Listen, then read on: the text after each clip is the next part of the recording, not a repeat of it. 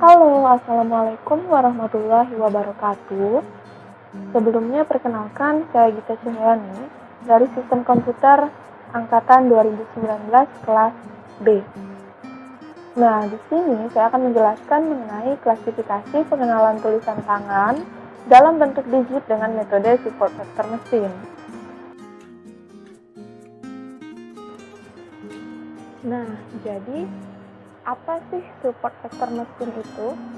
Support vektor mesin atau SVM merupakan salah satu metode dalam supervised learning yang biasanya digunakan untuk klasifikasi seperti support vector classification dan regresi atau support vector regression. Nah, mungkin teman-teman ada yang bingung nih. Machine learning itu sebenarnya apa aja sih yang disebut sebagai machine learning? Jadi, yang dikatakan dengan machine learning itu adalah di mana terdapat pembelajaran. Di mana machine learning itu terbagi menjadi dua metode, yaitu supervised learning dan unsupervised learning. Yang mana di dalamnya terdapat banyak sekali pendekatan-pendekatan yang bisa digunakan untuk menyelesaikan permasalahan yang ada.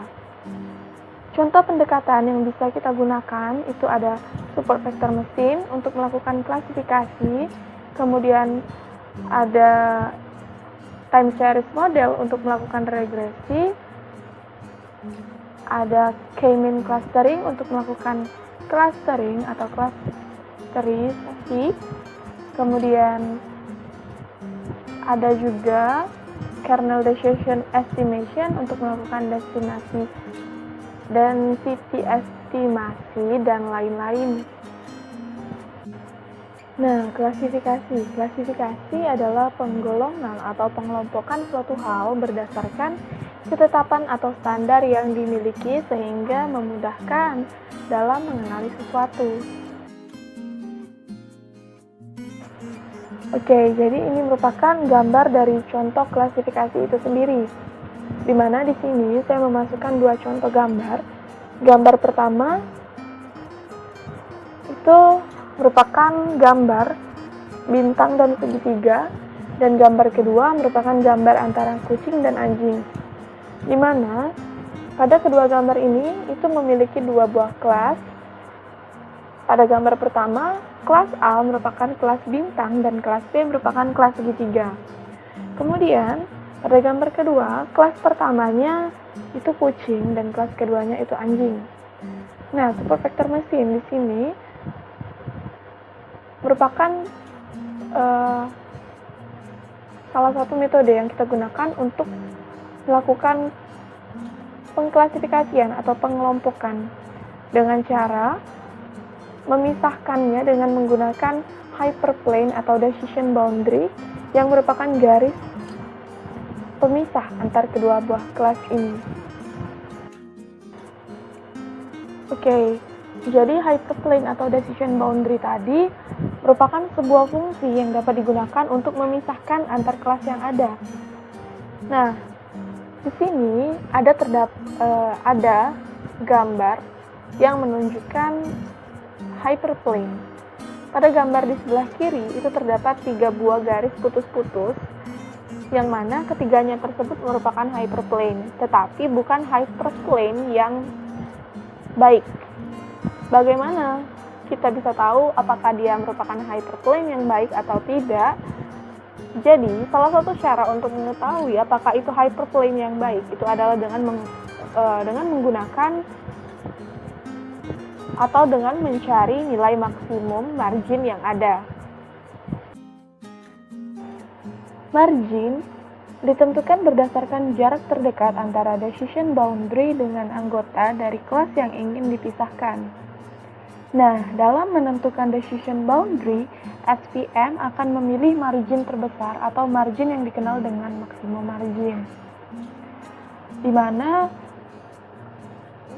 kita bisa melihat margin terbaik yang ada itu pada gambar di sebelah kanan, di mana margin ini ditentukan berdasarkan jarak antara hyperplane negatif dan juga hyperplane positif, sehingga didapatkanlah decision boundary-nya. Di mana kedua jarak hyperplane positif dan negatif ini itu harus sama.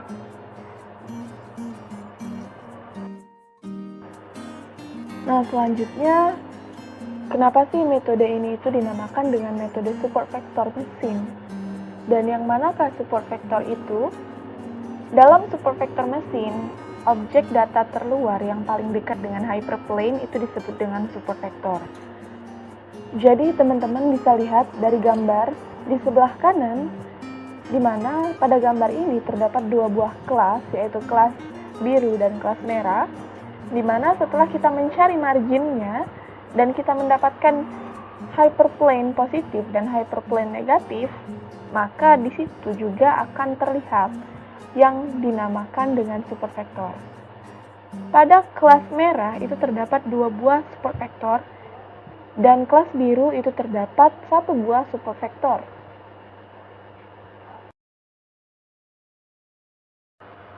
Oke, jadi pada gambar-gambar sebelumnya yang telah saya berikan, gambar tersebut merupakan gambar pengklasifikasian yang memiliki dua buah kelas. Kemudian bagaimana dengan handwriting digit? Handwriting digit itu sendiri merupakan pengklasifikasian yang memiliki cukup banyak kelas di dalamnya. Seperti pada gambar ini,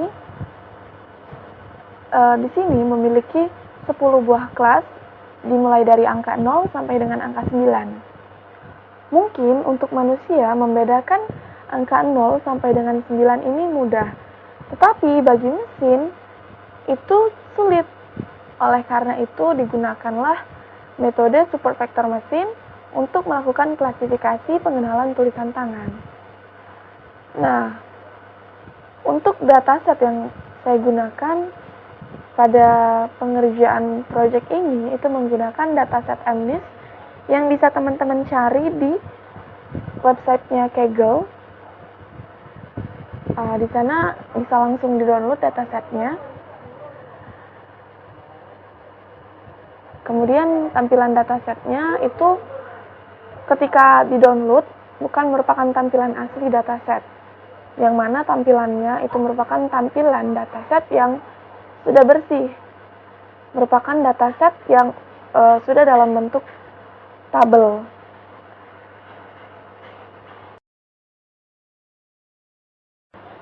Nah, mungkin sekian dari saya. Terima kasih.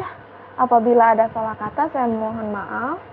Wabillahi taufiq wal hidayah. Wassalamualaikum warahmatullahi wabarakatuh.